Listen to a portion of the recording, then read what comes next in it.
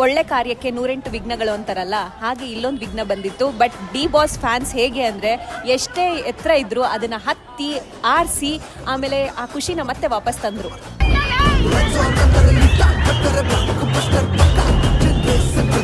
ನಾನು film enjoy ಮಾಡಿದ್ಕಿಂತ ಅದರಲ್ಲೂ ನಾವು ಮೈಷು ಫ್ಯಾನ್ ಗರ್ಲ್ ಮೂಮೆಂಟ್ ಇತ್ತಲ್ಲ, ವಾ, ಅದನ್ನ ನೋಡಿದ್ದೆ ಬಹಳ ಖುಷಿ ಆಯ್ತು.